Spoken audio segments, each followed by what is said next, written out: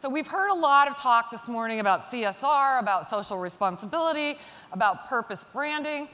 But as I was doing my research to get ready for this, I came across a quote that was from Dave Barger, who's the CEO of JetBlue. And he talks about it from the standpoint of its citizenship. And I really like that word because that's something that I think that we as agencies can get on board with and not futz around with, was it sustainable? Is it corporate social responsibility? What is all that? Because they all mean very different things. But citizenship is a really important way of looking at this. So with that, we've asked each of the panelists to just give us a 2 to 3 minute glimpse into how their companies are working in this arena. And we're going to start with B. Sure, thank you. So I will be brief to give enough time this way. I'm glad you started with the word sustainability or corporate social responsibility. Citizenship, I think, is a much better word.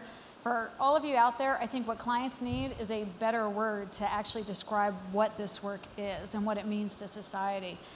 And at Coke, for us, it starts with the consumer first. We're a consumer-driven company, and it has to be relevant. And as we know that today's generation, the millennial consumers you heard about earlier, they really care. They care about transparency. They want to know what's inside your brand, what your brands are doing, how you're measuring and tracking, how you're giving back. One of the #1 questions we get asked as well as an employer is, so what do you do in the space of community? And so it's critical because what you heard defined earlier in the research is how we think about it. We also know that it is about the business. The millennial consumer in Nielsen research in 2011 actually said that they wouldn't pay more for brands who were involved in this space. However, that game has changed. If you look today, that number increased from 2011 to the 2013 study by 45%. So today, 50% of millennials, that's 28,000 people researched in 54 countries, said that they would pay more. We also know that the millennial generation volunteers. They give their own money and their own time to these causes, and they want to know what the brands are doing, and they will now spend their money. A couple years ago, will.i.am brought this to our company when I was actually in the chief marketing officer role. And I wasn't sure what to do with this thing called EcoCycle. He said, well, what we're going to do, B, is we're going to take your Coca-Cola bottles, since you have big recycling programs, turn it into something cool, things that people will wear. And you're going to need partners. You heard partnership is an earlier theme. And it was really interesting because then my role was created at the Coca-Cola company in our 125th anniversary. That was about 2.5 years ago. I was able to carry that work forward. And so today we've launched what you see in that commercial where we take really anyone's recycled material, PET, and turn it into something cool. So today I'm actually wearing 11 bottles. I have my H Brothers, so oops, let me not mess up my microphone, but my H Brothers EcoCycle jacket on. I have my Coca-Cola t-shirt made out of a couple recycled bottles. And it starts to give meaning to the millennial generation that when you drink a Coke and you recycle it, it turns into something of value and you don't have to pay more for that value. It's actually you're doing good simply by purchasing or drinking a Coke. And it's a program that we have found requires partnerships. You saw Beats headphones, Levi's. Levi's was one of the brands that also helped us launch, which has some very fantastic looking jeans. And the list goes on. I could go on, but this is not the EcoCycle commercial right now. We can talk about it later. But the whole point was, how do you give consumers what they want simply by purchasing the brands they already love and make it cool and be able to measure and track the results? And so part of the program results were donating $200,000 to Sustainable South Bronx, which has one of the lowest recycling rates in America. So how do you improve that community? And then in turn, also supporting programs like the Global Citizen Festival with that same kind of money. Also giving back and then measuring the tons. How many tons of PET have you recycled or gone into these products? And so we found that as we were on this journey of bringing these programs to the marketplace, we had to get focused. So this chart up here talks about Coca-Cola's global focus areas. So while we focus globally on women, water, and well-being, we also have to have locally relevant programs like the recycling programs and EcoCycle that you've seen, which will run globally, but it's primarily in the markets that are developed that are focusing on recycling initiatives. And as we think about why these three areas, and because Coke could pretty much do a lot of different things, and we were, you know, I'll be honest, when I first came into this job, it wasn't that I had to find things to do. I actually had to find how do we focus, because if you ever know someone who is really busy but you have no idea what they do, that was us. Less than 12% of consumers actually knew what Coca-Cola was doing, yet the way we started our business was giving back. And so I said, well, why is that? Because we didn't have focus. So we set the focus, women, because it's 70% of our purchasers. We also know that when you empower a woman and she earns $1, she gives that dollar back to her community. We set the goal to empower 5 million women by 2020. Today, I'm proud to say we have 550,000 women economically empowered in over 40 countries, and we have that validated through PwC. So it's not just us saying it, it's actually a third party verifying the data. In water, we set the goal to be water neutral. So for every drop of water we use, because this is 90% water right here, we pledge to give a drop of water back. And we don't just pledge. Today we're at 52% of the way there. Well, why is that good for us? Well, part of that 52% means we're 20% more efficient in our water, in using water in our business. That equates to $1.2 billion back to our bottom line. So it's good for Coca-Cola's business and bottom line that can be reinvested. It's also good for the community because we know that today, and let's see, I've done this before in certain audiences, but how many of you took at least a 1-minute warm shower today? You better raise your hand if you're sitting next to someone, right? You took a shower. Well, within that 1 minute, 1.5 million children died simply by a lack of access to clean, safe drinking water. So we have an accountability. It's a moral imperative to bring access to clean drinking water around the world through our business. And then the last component is well-being. We know that obesity is not just a developed market crisis, it's a developing market crisis. Today, the kids under the age of 5 have a higher chance of, or a lower lifespan, I should say, than all of us in this room. That's a tragedy, and that's brought on by chronic illness and things like obesity. So how do we set goals to do that? And I can talk about the goals as we go throughout, so I can give some time to my colleagues here. But for us, the way that I want to close this is that for us, sustainability is about our business. It's critical to the success, not just short-term, but also long-term. And it's about people. It starts with people at the center. It's about that family you see in the picture. It's about today, and it's also about that future generation and the generations to come. So with that, I will hand it over. Thank you. Well, Nancy, you did quote my CEO, Dave Barger, who likes to rename my team at will. So sometimes we're the Citizenship team, and sometimes we're the CSR team, sometimes we're corporate responsibility. But we all like citizenship. We just got new business cards, so we won't be changing our name anytime soon. But we are really the corporate social responsibility team. And I don't have 150 years of history like Coke. We are a new company, 15 years strong. But at the root of who JetBlue has always been has been giving, philanthropy, and corporate social responsibility. And 7 years ago, we decided to kind of put some structure around that. Because we were giving, like you, we were very, very busy, giving a lot of things, and our customers didn't know what we were doing either. So 12% knew, we had 25% of customers that knew what we were doing. How do you get people to know what you're doing and who tells your story? And so it was really important for us to focus. And we decided that we would really try to do what JetBlue has always tried to do. And it's a lofty goal, but we are inspiring humanity. We're inspiring humanity every day through the causes that we support, but really through our people. Our people are the ones who go out to the communities and are really making a difference where we live and where we work. And then we wanted to talk to our customers. Customers are who make us who we are, and so what's important to them? And customers and our crew members, our internal word for employees, everybody said youth and education was important. So how do you do that? How do you really make a difference in youth and education? And we found programs in working with really, really great partners. We've been able to move the social needle because if you don't know, only 1 child in 300 in low-income neighborhoods has an age-appropriate book at home. And when you think about all the children that you know and all the books that they have, and I think about my daughter and all the books that she has, that's a horrible statistic, and we're able to change that just a little bit. And then there was community. What could we do to get our customers involved, our crew members involved? How can we make an impact in the places that we live and work? And one of the ways we do that is through our wonderful partner, Kaboom. We've built 18 playgrounds throughout the country. We're building playgrounds in all of our relevant cities, but we're making an impact going where our crew members and our customers live. And then the environment. You talk about sustainability, what's it called, what's that one word? We're leaving it to you all to come up with that. I'll give you my email address, let me know what it is.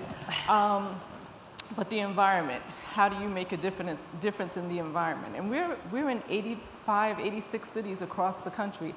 and beyond. How do we get everybody involved to do something that is important to the environment? And so we're really working to make sure that our work is important on a national level, but then it's really, really focused on a local level. Like you mentioned, it's important to really dig deep so people feel it's important where they live and work. And I'm really proud to say that we just launched the JetBlue Foundation. And that's because our customers and crew members said a lot of things were important. They never said aviation was important, but we felt it was important to give back to aviation. So our foundation will really support all initiatives that are aviation and STEM specific.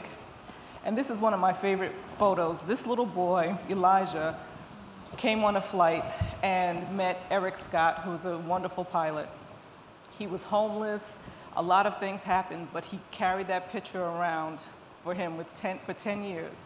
And that's them. They just recently got reunited. So we are really inspiring humanity, and I know it's lofty, and I know a lot of people have big, big goals, but that's what we wake up to do every single day, is to inspire humanity in some way, shape, or form. And I have a video. It might be a little bit long, and I don't know if we're going to play it.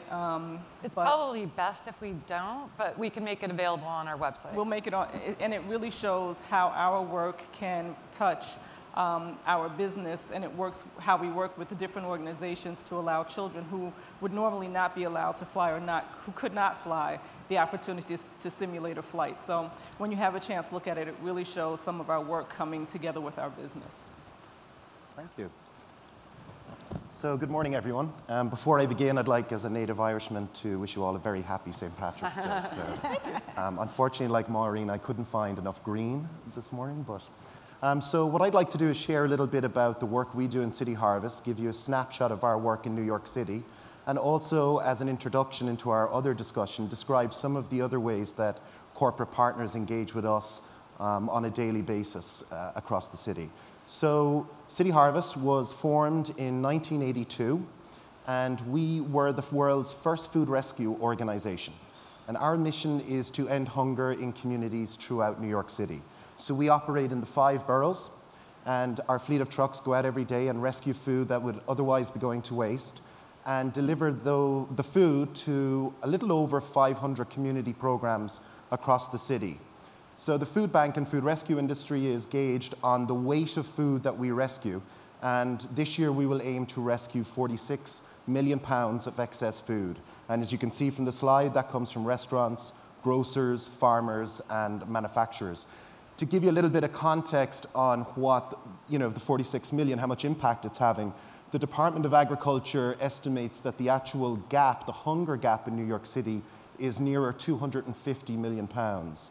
So we've a little bit of a way to go, and with 1.7 million New Yorkers living below the poverty line, the support of corporate partners and engaging with yourselves and your clients is it's really important to us achieving our mission. I think what makes us very different, what makes us attractive to corporate clients, is the fact that not only do we rescue and deliver food, but also we focus on having an impact on people's eating habits and their health. And we're proud to say that of the food that we rescue, 75% is nutrient dense, and over 65% of the food that we rescue is fresh fruits and vegetables. So that leads into a whole new programming effort that we started a few years ago, which really is innovative, it's really exciting, and it's in particular very interesting for the audience that you were discussing earlier on, the millennials, and that is our programming effort called Healthy Neighborhoods. So rather than just distributing food, we wanted to go into the communities and with a vision of making sure that healthy food is available, affordable, and in high demand. So how do we do that? We do that with the support of community partners across the 5 boroughs to make sure we have a targeted, integrated approach that meets a range of food needs. We develop strategic partnerships with supermarket chains and bodega outlets in the city. And what we're doing is we're doing a range of programming projects such as supermarket tours, nutrition ed courses, we're revamping bodegas, and we're engaging with the community to try and in some way build a model that is scalable and replicable across the city. So as you can see there, the 3 foundations of how we rescue food in New York City is the emergency food component, also working with people on educating them on healthy lifestyle choices, and then making sure that they have access to healthy food in their neighborhoods. So corporate partners. Very quickly, the corporate partners would come to us and engage and see how they can support our mission. And they can do so through cause-related marketing campaigns, employee engagement, volunteering, maybe if they're interested in some brand exposure through sponsorships. And obviously, we have quite an interesting and fun selection of events with our Celebrity Food Council members that they can get involved with. The cause-related marketing campaigns are very interesting because it gets your brands an opportunity to get in front of the millennial audience that is working in New York City. And one of our biggest campaigns, Skip Lunch, Fight Hunger, takes place in May in over 180 offices across the city. And sponsors such as Citi, BlackRock, Whole Foods use that as an opportunity for themselves to connect and increase awareness about hunger relief in the city. One of the foundations of our success in City Harvest is employee engagement and volunteering. And I think this is an interesting area for yourselves and your clients to engage with the millennials. And it gives you an opportunity through volunteering, the mobile markets that were mentioned earlier on this morning, to break down those barriers and to connect and to get to meet the next generation. We're very lucky in that when people are volunteering with us, it's a very high impact experience. You're handing fruits and vegetables to some of our registered clients, and it's a very rewarding experience. One of the additional campaigns I just added here was the Dwayne Reed campaign. So that gives us a lot of visibility across the city. That is, from a marketing perspective, I thought I would share it this morning because it was a very interesting campaign for us this year in that Dwayne Reed's and Walgreens approached us for the pin-up, which we've done for the last 6 or 7 years with them.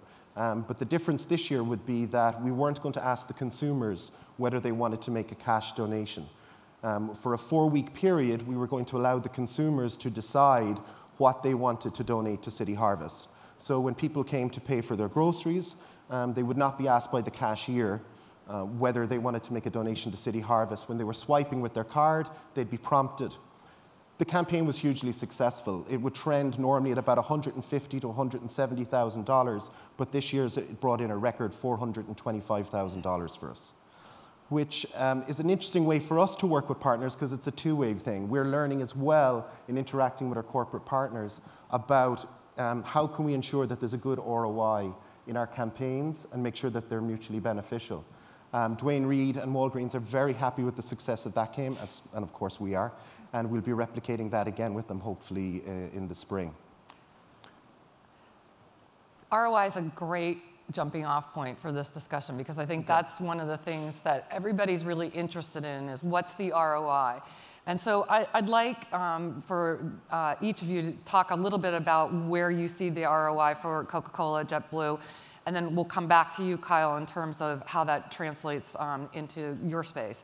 So B, do you want to start us off on that? Sure. I mean, we think about it in terms of 3 different factors. Risk mitigation. One, we reference all of these risks in our 10Ks of our business.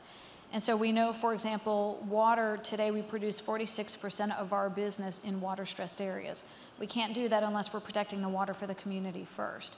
So that's one opportunity. The other place is savings, bottom line savings. You heard me mention the $1.2 billion by becoming 20% more water efficient in our business. Also, when we do energy management systems on our vending equipment, we're also then saving our customers where we sell our products money for them as well. And then top line growth. At the end of the day, this is all about the consumer. So you have to drive top line growth by driving compelling programs. And we've seen that, for example, our Dasani plant bottle, when we message plant bottle, and now we actually have 10 billion bottles across all of our portfolio in 20 countries in plant bottle, we see growth. In Dasani in 2011, it was 11% growth, and it went up to 14% growth. And so we measure the consumer take rate because we know that we've hit a message that's working for that generation. And so we measure all of our programs not just on the sustainability goal we're trying to hit, but also on risk mitigation, savings, and did we drive top line growth by communicating the message strongly to the consumer and delivering what they wanted. And it's interesting to me to talk to a soda producer and an airline about sustainability because, from the surface, it doesn't look like that's going to happen. And Seema, one of the things you and I talked about was that it appeared to me in reading that JetBlue had been doing this right from the get-go and that it was built into the brand. But one of the things you talked to me about was it was a lot of disparate programs and that you needed to really focus the organization and organize it. Can you talk a little bit about that moment in time when you said we really need to do this very focused? The moment in time came when our former CEO wanted us to support something that he was really, really passionate about. But the key words, he was really, really passionate about it. And nobody else really thought it was an area that could bubble up. And so there was a moment of clarity where I said, we have to streamline this. We have to focus on just doing a few things well because we're doing a lot of things okay. And I think when you build programs that are based on what your crew members or your employees and the customers want, then you can transition leadership and those programs stand strong. And so you have to be able to stand for something that is concrete and specific and let that change if the tide changes, but not if the person changes. So we can focus on other things that become important, but not because it becomes somebody's pet project. One of the things I saw in your background was that you had a real personal aha moment. Because I hope I'm not overstepping, but your husband works for the CDC. Yes. And as it relates to obesity and Coca-Cola and all of those things, if you wouldn't mind sharing that personal story, I think it's a really important one. Sure, and I'll start by sharing the business story too for a moment.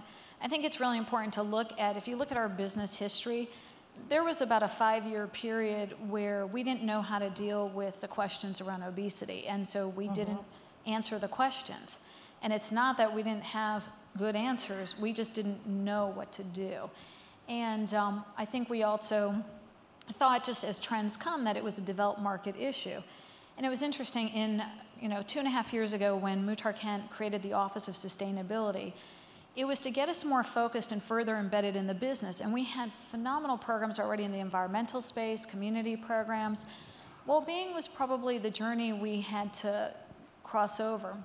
And it was a conversation where, and actually The Guardian wrote about this, so you're not really telling anything that hasn't been public. But it was a conversation with my husband where he said, let me bring some scientists home for dinner and have a conversation so you can understand what they're studying and what they're seeing. And he brought home everyone from the head of the unit of diabetes to another one that studies chronic illness overall. And it really made me personally understand, and we also have 2 children, and we have a 12-year-old son and a 9-year-old daughter. It made me understand that a lot of the issues that children face in this next generation is because of this lack of balance, of energy balance, that, and I think we all know this, it's a lot more fun to consume calories. It's a lot harder to work them off because you actually have to make that effort. And that's why I think, I love my Nike Fuel Band. I saw it earlier in the presentation. You have to kind of have those reminders and those triggers.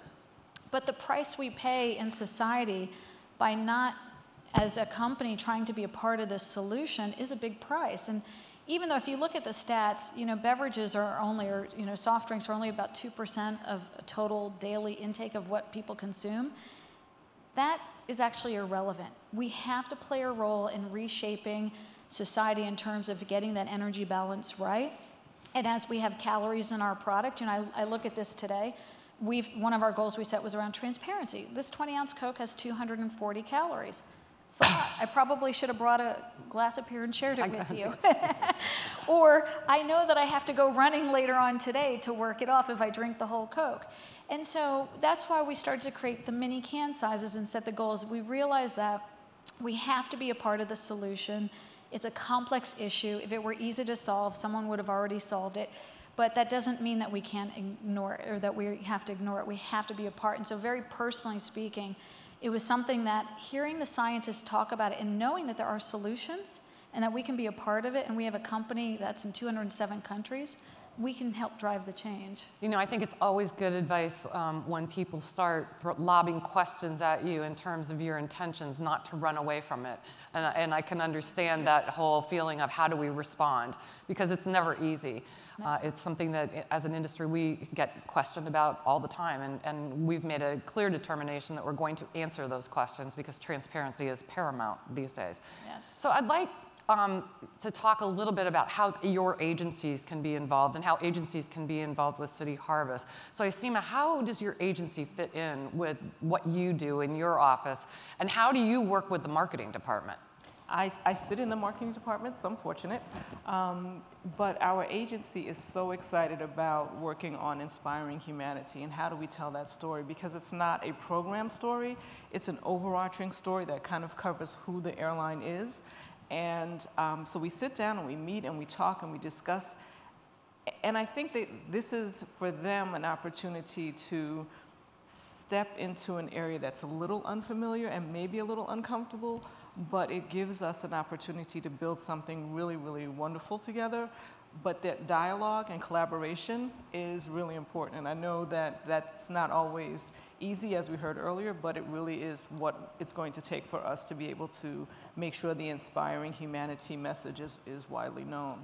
Do they ever do any of the volunteer work with you? Absolutely. You can't be our agency unless you volunteer with us. I figured as much. We built, like I said, we built playgrounds across the country. We do huge environmental tree planting. We have golf tournaments for charity, and they have to be present and at the table. Absolutely. And what about Coke, B? Oh, I was going to let our friend over here from City Harvest answer. Gonna come. I feel like we're monopolizing. The women have taken over. An Irish man with a few words, that's right. So I think if I could share a bit of advice for the dealing with your clients, I think it's absolutely core that senior team are behind the initiative, that it's not just a simple marketing exercise. So for the organizations that engage with us on a long-term basis, the success comes from senior teams supporting the initiatives, participating at volunteering, spending time with the team champions that they have that are coordinating all of the activities. But I think as well the opportunity specifically going forward is how they tell that story. And some organizations are very good at telling the story. Others will place maybe CSR as a little tab down by Contact Us on your website. Whereas others are really good at sharing the information. It's not just featured in the annual report. You know, millennials, I don't know how many millennials are reading annual reports, but I'd imagine the percentage is quite low. So I think there's a lot of ways to creatively tell that story and share it with the new audience. You know, they may not be reading annual reports, but they definitely are Googling. And Yeah. what I find fascinating, though, is that they say that this is what they want. And then you look at a company like Apple, who hasn't necessarily been the most responsible in terms of, at least publicly, putting it out there. And they seem to accept that as something that's okay. So it's kind of a delicate balance going back and forth between those two. And my friend Marion Saltzman coined the term philanthrocapitalism, which I think is a really interesting way to look at this, because it's more than just ticking the boxes, you said, Kyle. It's also about making sure that you're driving a profit at the same time. But again, I think some advice for the agencies about how they can make sure that they're a part of that conversation, but also doing something meaningful to drive ROI. And I know Coke works with a ton of agencies, so talk a little bit about that. Yes, we do, and I think collaboration is key, and typically agencies are on the ground, closer to the consumer than sometimes the client is, and so making sure that we're being honest and authentic with what consumers want going into this space is really important. I'd say the other thing, and I think agencies, and I heard a little bit of conversation here earlier about transformation, agencies have to continue to transform, because now we also look at the agency and say, what's your sustainability plan? What are you doing? Absolutely. And we're looking at the numbers, because we've said that this is core to our DNA. It's now married to our business metrics, and it's in our senior executives' compensation and objectives. So we expect our agencies to do the same. And that's going to be really important, I think, going forward as agencies transform themselves. It's not just the ideas you bring to the clients to help make sure that we're playing in the right space and delivering on what consumers want, but it's how you all are behaving and acting and reporting out on what you do as well. And are they being good citizens? That's We're right. hearing more and more that RFPs are including Absolutely. lots of questions about what the agencies are doing in this space. Our sales team cannot go out without being able to talk about it. And then, interestingly enough, they can ask about it. So it really is part of doing business. And I think that as soon as everybody realizes that, we'll be able to move forward in step. I think right now we're a little off balance. And I'd say the other thing, too, is pushing the client. If you don't see these areas in the brief. We have something called the core sustainability belief. If you're not seeing it in your brief, I would ask the question. Because, for example, on our Fanta brand, we have a Fanta Play campaign. Well, we also then bring it to life by building playgrounds in these geographies, for example, in Turkey, where we launched the brand. And it's important to marry the advertising all the way through to the execution on the ground. And that came from great agency thinking that was brought to us. But originally, it was not in the brief, and the agency said, hey, where is this? I know this is important to your company. So asking the client the question, if you don't see it, to be overt as well. I think that's a great piece of advice. Isima, do you have a piece of advice for agencies along that line? Listen, ask questions and listen. And don't be afraid to incorporate a feel-good message into a general message. I think they can blend very nicely, and sometimes they're sitting on the shelf waiting for somebody to take them off and dust them off and play with them. And I think that if you really look at how you can combine messages, it really can work. And Kyle, last but not least, if you think about it from the perspective of the National Food Bank, because we have many agencies here who are not in New York, and I really don't want this to be focused only on New York. But if an agency is working with a client who wants to tackle this issue of world hunger, what would you say is the first step that they should take? Well, there's a lot of support through Feeding America for brands that, a lot of brands contact us and they struggle with wanting to support us, but they have an international or national presence. I think it's possible to do both, and I think it's possible to for the agencies to be involved in both. I think the opportunity for agencies, and particularly in local markets, is to do the partnership together, to volunteer together, not just to pass it off. And I think it's a little bit of trial and error and finding out what works. But there, you know, I think as well, the reality of it is your teams are local, and your teams are living in the community that's going to be impacted most. And there can be a tendency to only focus on national or international issues, but the actual problems are on your doorsteps. And I think if you can, I think the rewards can be even higher if you support some of the local causes. So volunteering together is the new golf game. Yeah, absolutely. In terms of bonding with your clients. It's a really interesting way of looking at it. Yeah. Well, we've run out of time, unfortunately, because this is a topic that I could talk about forever, and I really want to thank you for your time. So thank you very much, and thank you to everybody.